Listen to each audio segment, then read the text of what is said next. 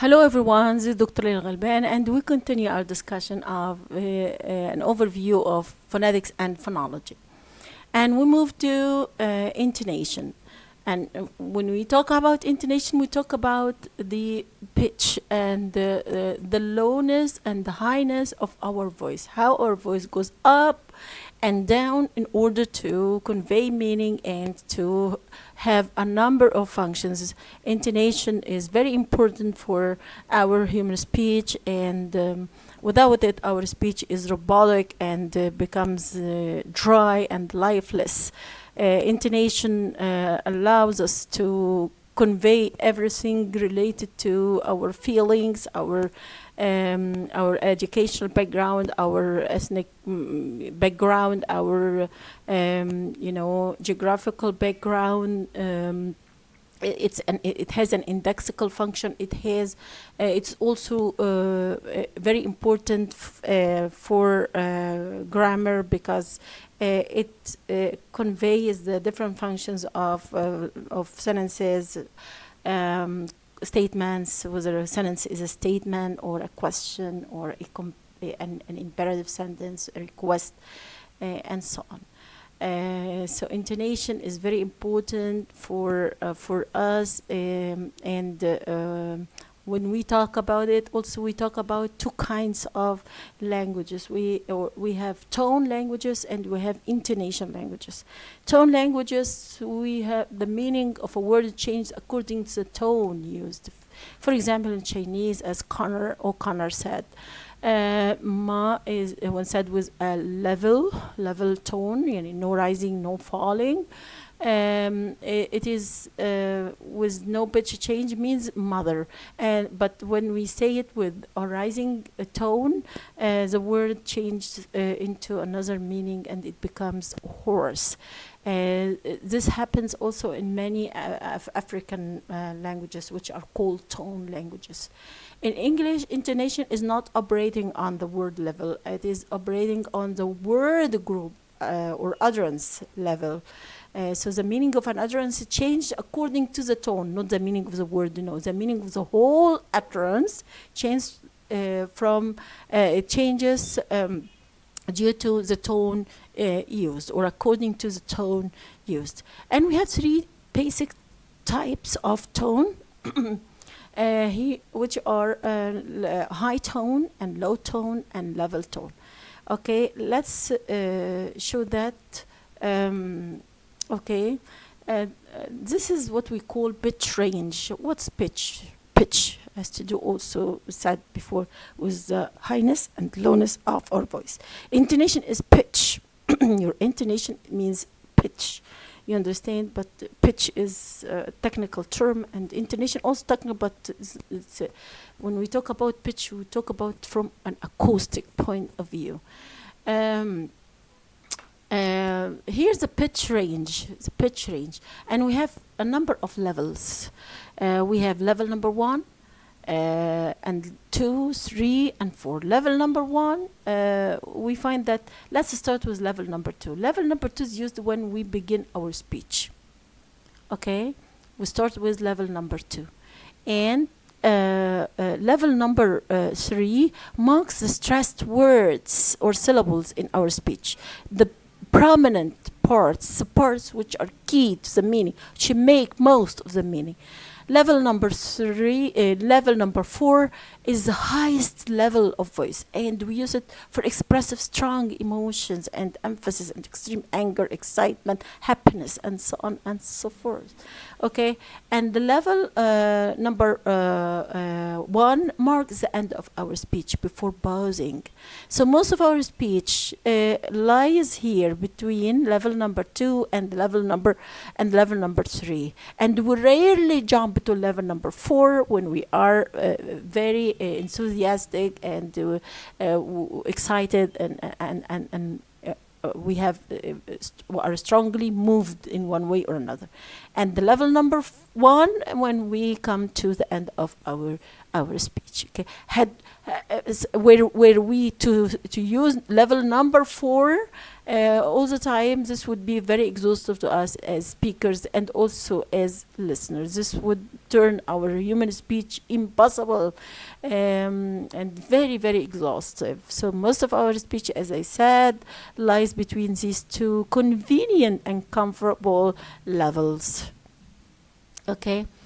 When we talk about intonation, we talk about tone units, because this tone unit, which consists of a number of words, carries the tone. As we said, that the English is not a tone language; it's an intonation language. In the sense that the tone is distributed on the whole stretch of the utterance. It's all the whole tone units.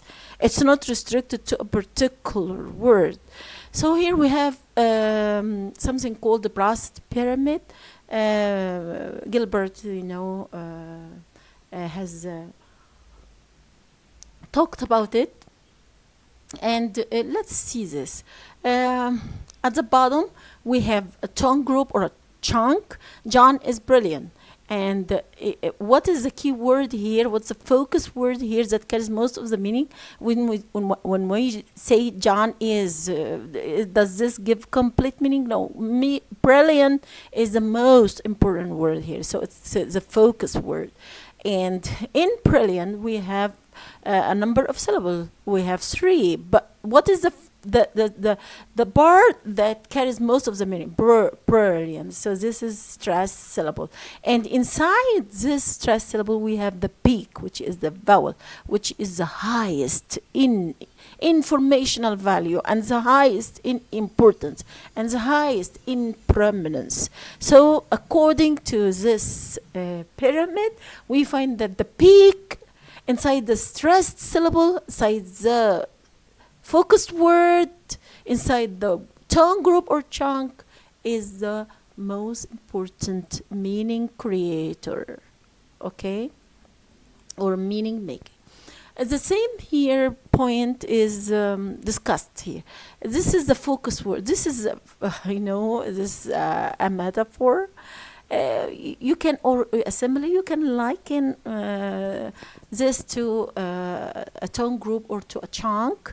And this butterfly is put in the foreground, and the rest of the flowers are put in the background, which means that this butterfly is put in the foreground because it's important. We want to focus on it. We want it to be easily seen and easily identified. And so what happens when we have a focus word and stressed syllables in focus words, and peak or the center of the syllables in the center of the stressed syllables in the focus words. This shape also illustrates emphasizing a focus word. Okay. Let's move to another part. Yes. Here, how to analyze a tone unit. What's a tone unit? In a tone unit, a group of words. Okay. And they must, it includes the following. First, identify the tonic syllable, and with the tonic syllable, the syllable where there is a strong movement or stress. And usually the tonic syllable comes in the last important word in the chunk or in the tone group. Usually coming in the last content word. This English follows this principle, which is end focus. The important, the weighty, and the most informational value elements are put at the end of the English sentences. Okay, and this is why it's so natural to find most of the tonic syllables in the focus words are put in are there at the end of the English utterances or stretches or chunks. Are there, you ask yourself, are there any other stressed syllables before the tonic syllable? And why do we call it tonic first? We call it tonic because it carries a tone. On this particular syllable, my voice either goes up or down, goes up or down.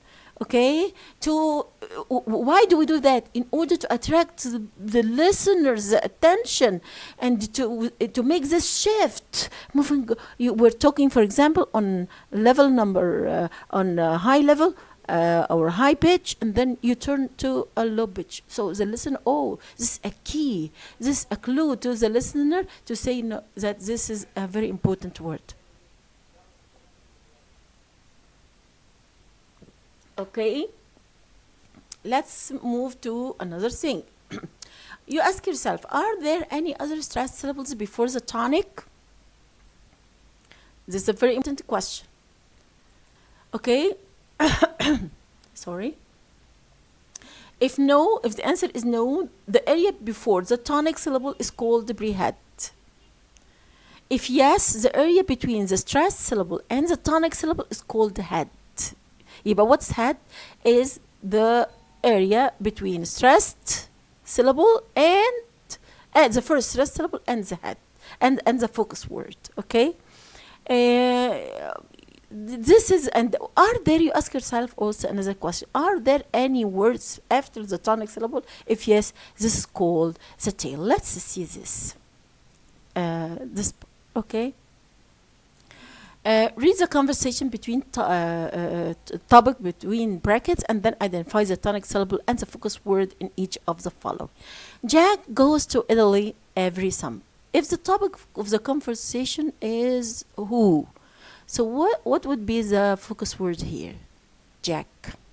And Jack will be the focus word, includes the tonic syllable, which is Jack, because Jack is only one syllable.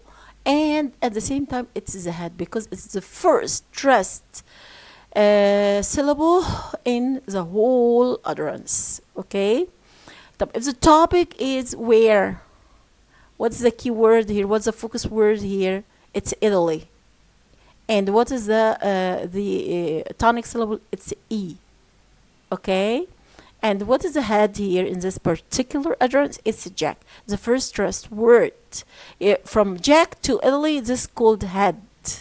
And after Italy, this is called tail. What comes after the tonic syllable is called tail. And if the topic is when, okay, of course, a summer. Every summer, okay, some is the tonic syllable and summer is a focus word, and Jack up to some is called the head, and mer in summer, mer alone will act as a tail, okay.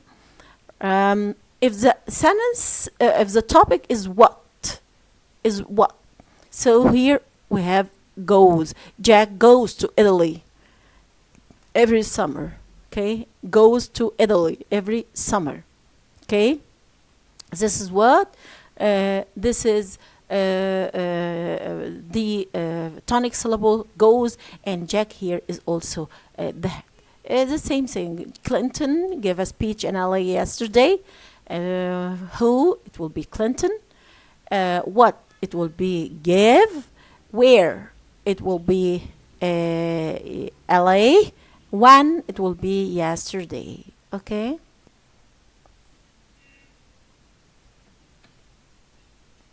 Okay. The question here is how to assign a chunk or a tone unit. How to cut our speech into chunks or tone units. What are the guidelines for that? How can we do that? How do we know the boundaries of chunks? Number one, phrases and short clauses. John said that Mary worked as a teacher 3 years ago in a public school. Chunks. How many here? 4. 1, 2, 3, and 4. John said that. Short phrase or clause, short clause. Mary worked as a teacher. Clause. 3 years ago. Phrase. In a public school. Another phrase. Okay. Short phrases and short clauses. Number 2, discourse markers such as anyway, well, kind of, right, it in now. Okay. Anyway, let's go. Let's look at this picture. Number C. Short answers such as yes and no. They are enough to make chunks. Number D. Some adverbs when they come at the beginning or end of clauses. Okay, for example, historically. Yes, that's enough to make a chunk, and the rest. Historically, the Romans dominated Europe, and they didn't exercise regularly. This is also an adverb coming at the end. That's enough. Okay, parenthetical, vocatives and appositives, and the parallel structure. For example, boy, to my surprise, as you see, to my surprise, is brilliant.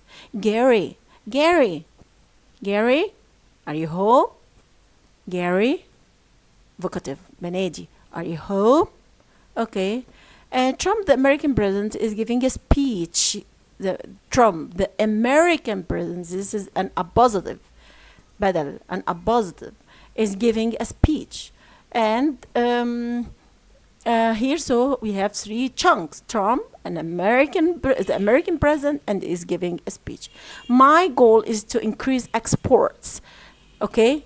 My goal is to look at this trick. This is used by politicians, by the way. 3-in-1, called 3-in-1. My goal is to increase exports, help support, and boost relations with all parties. 1, 2, 3. 3-in-1. This is a trick used by politicians in their speech. Okay. Finally, we have non-restrictive clauses. For example, Paul, who is a vice chairman, is playing chess. Paul, who is the vice chairman, is playing chess. Here, this is non-restrictive, non-defining relative clauses, adding additional information. So it's in writing, you will find it put between two commas. And that's why this utterance is divided into three chunks, three tone units. So each tone unit, each chunk must include, again, let's go to the process, the pyramid, must include a focus word, and this focus word must include a stressed syllable, and the stressed syllable, the peak of the stressed syllable, the vowel inside the stressed syllable is the highest point, is the one with the highest information value that makes most of the meaning. Okay. Let's have some exercise here. Note that the focus word in each tone group written in bold, and the peak of the tonic syllable in capital letters. Okay. Once upon a time. This is one chunk. What's the key word here? The focus word, time. And what is the tonic syllable? It's also time. And what the peak? It's it's I here, or but it's I, which is a deaf song. If you transcribe it, it will be something different. Okay, there was a little boy. Here you see, put stress on boy, and this is the peak, and his name was Billy Poptail. You don't say Poptail, you say Billy Poptail. And one day, he made up his mind to go and seek his fortune. نقولها تاني بقى. Once upon a time, add some pitch change, add some music, okay? Once upon a time, there was a little boy, and his name was Billy Bugbear.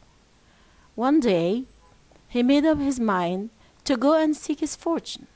So he put on his thickest pair of shoes, because he might have to walk a long way, and his warm coat in case the weather got cold, and his green cap, and all the other things let me show this, and all the other things he want to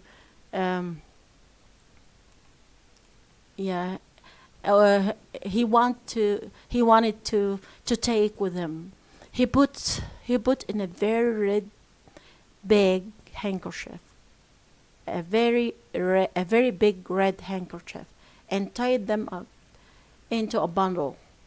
and put stick through the knot and lift it up on to his right.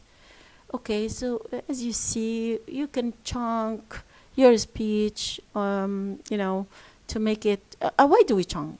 Yeah, first, why do we chunk our speech? We chunk our speech because it's impossible to go on speaking without pausing for a while between different units of information. Okay, and also we cannot chop our speech all the time, and we pause after every word, and we speak word by word, and we stop and so on. No, this is not acceptable. Either is not acceptable, and this is why chunking allows us to think better, to to formulate our message in a better way, and also helps listeners identify the messages and get meaning more conveniently, giving the time to the listener's mind to process and brain to process the messages you are sending. And now let's move to the different tones and their function. Okay, we have falling intonation. For example, I'm home, and use the with statements, with commands, and WH questions. And here we find that the pitch jumps high up and then falls. You must jump high and then fall. So you say, I'm home, I'm home, I'm home. Okay? And use it with statements, commands, and WH question, usually. And second is rising intonation, and are you home? Are you home? With yes no question. The pitch, as you see, doesn't rise. You see, too high. Second, or number 3, the falling, rising. Hi, are you John? Are you John?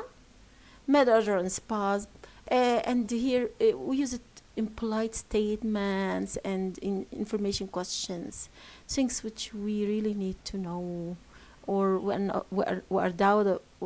we have some doubts, we're not sure about them, and the pitch should jump here high and then down and then high and so on. Finally, we have the rising, falling, and this is the strong form of intonation used to express strong emotions. For example, are you okay? Are you okay? This is the rising intonation. And say, yes, I'm okay. Yes, I'm okay. Okay? To express confirmation, recommendation, exclamations, and so on. Let's move to another thing. The idea of tonic syllable.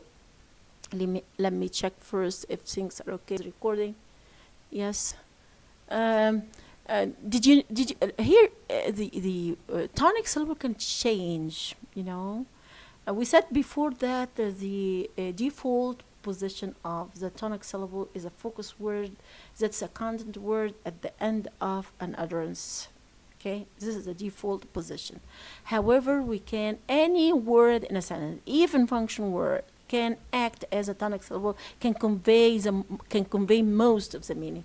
For example, did you see John in London last week? So if I want you to focus on you, did you see John in London last week? Okay, if you want to focus on see, because see is important. Did you see John in John in London last week? Did you see John in London last week? Did you see John in London last week? So it depends on, every word can be important. Again, every word can be important if the context dictates that.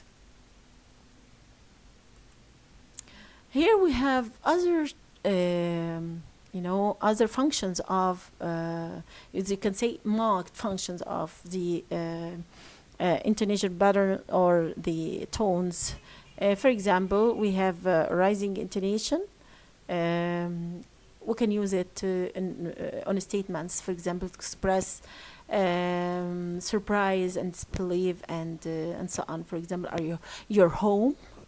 Okay, you can use it with WH questions and to check in and then understand, asking for repetition. For example, when are you arriving? When are you arriving?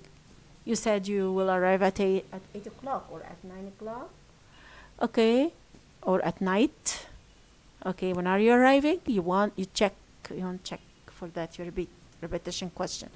Okay, on WH question to show interest. We usually use WH question, falling intonation with WH question, but sometimes when you want to show interest, you use rising intonation. For example, how's your daughter? How's your daughter? How is your daughter? How is your daughter? Okay. On the take question after command, expressing uncertainty, interests, enthusiasm, hope, fullness. For example, you understand, don't you? Don't you? On take questions without not seeking information, you liked it. Did you? Did you? Did you? Okay. On take questions, asking for a speaker's opinion. Okay. Are you coming to tea with us? Aren't you? Okay. And statements, encouraging and soothing. That's very nice. That's very nice. Okay. To show a strong emotion, enthusiasm, excitement, and so on. Falling intonation also has marked uses, things which are out of ordinary. For example, on WH questions, business-like statements. For example, what's that? On yes/no questions, showing interest. Is she? Is she? Is she? Is she? Is she? Is she? On take questions, forcing the listener to accept. You are a liar. Okay. Aren't you? Okay. Falling, rising intonation. Falling, rising. Number one, on complete statements. On incomplete statements. Signaling incompleteness. Signaling on incompleteness, and there is another part to follow. For example, I looked at him. Okay, I looked at him and recognized him at once. On statements, showing reservations on the part of the speaker. He's generous, but I don't trust him. On statements, making correction of what someone else has said. He's 46. He's 46. You want to check? Okay. On statements, issuing warning. You'll be late. Okay. On statements with two parts, the fall is on the first part, which is more important, and the second, and the rise on the second, showing importance of the first part of the utterance. For example, I'm very comfortable. Thank you. Okay. And now let's go to an example for analysis. And here I have a conversation, and I try to make an overall phonological analysis in terms of intonation, rhythm, and stress. Okay, let's look at the first. Excuse me, can you help me? Is there a public bathroom? Is there a public restroom around here? Let's analyze. Excuse me, can you? Okay, this is first foot, because it starts with Q's. Okay, and help me. Okay, second foot. Is there a public restroom? Is there a public? This is number 4, and restroom. Number 5, around. Okay. Uh, this is number 5, and here this is number 6. So how many feet we have? We have 6 stresses and we have 6 rhythm units. Let's look at intonation and tone groups. Excuse me is on its own, it's a tone group. It's a chunk. Why? Because it's an attention getter, and falling rising intonation here is the most appropriate. Okay. Okay. Excuse me. Okay, and can you help me? This is a polite request marked by a high rising intonation. Can you help me? Can you help me? Can you help me as well? Which indicates the speaker's uncertainty regarding the listener's positive response. Is there a public restroom around here? Is another polite yes no question marked with a high rising tone too. Let's say it again. Excuse me. Okay. Can you help me? Can you help me? Is there a public restroom around here? Rising intonation. Let's go to a public restroom. I'm sorry, I don't think so. And let's look how to cut this into rhythm units. Public, what's a public? Here is a rhythm unit. A foot. Restroom, another rhythm unit. I'm sorry. Okay. This is also this is an interjection, and I'm sorry. I don't think so. So we have 6 stresses and why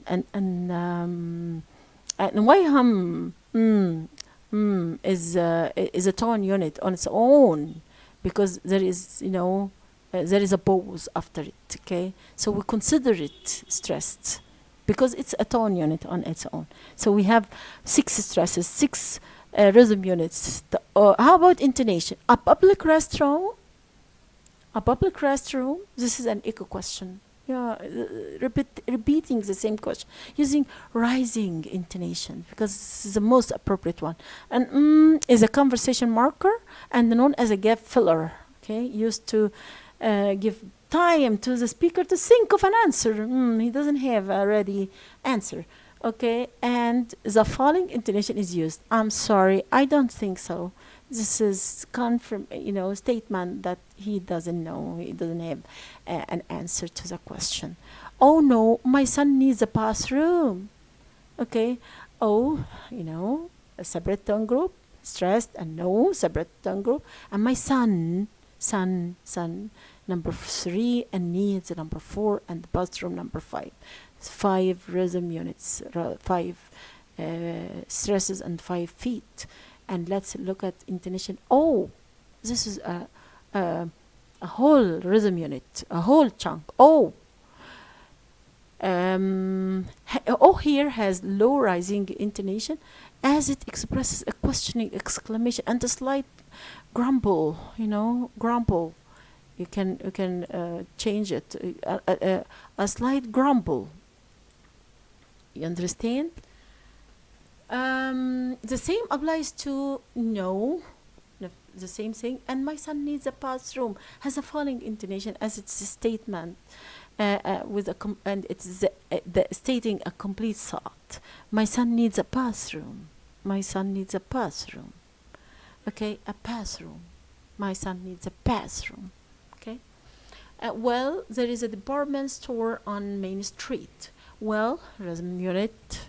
It's a chunk on its own. There is a department, second, stress, store, third, main, fourth, street, fifth. Okay, and let's look at the intonation marking here. Well has a falling rising intonation. Well, falling rising intonation as it is followed by another tone group with falling intonation. Okay, so there is a department store on Main Street. There is a department stating a fact. There is a department store on Main Street. Okay. Let's go to this. Where Main Street? This is It's on the corner. It's on the corner of Main and First Avenue or Avenue. Um, Here, where on Main and Street, three stresses, three rhythm units, and where on Main Street, the main word is where, and carries the falling pitch, which extends to the end of the song group. So we say where on Main Street, where on Main Street, where on Main Street. Okay. It's on the corner of Main Street. It's on the corner of Main Street. Corner. What is the important word here is corner, and this is why it will be what? It will be the tonic syllable, because we said before that the tonic syllable is in the focus word, which carries the most informational or the highest informational value, and creates most of the meaning. Creates most of the meaning. You understand? So here we have on the corner of main and first. Here we have corner is the most important word, and it conveys new information. As a statement, this tone group is normally pronounced with a high falling pitch. The utterance is an echo question normally said with rising intonation. Okay, yes. This is a whole chunk لوحدها. It's across from the park. The meaning or the main word here is park, and you can't miss it. A miss also is important. And here we have a number of feet, and yes, and park and miss all have high falling intonation, indicating completeness and confirmation. Yes, it's across from the park. You can't miss it. And thanks a lot. Thanks and a lot. We have 2 feet here. A real thank you, a feeling of gratitude marked by a high falling intonation. Thanks a lot. Thanks a lot. Okay? And by this, I come to the end of my overview of phonetics and phonology. Wish you all the best, and thank you.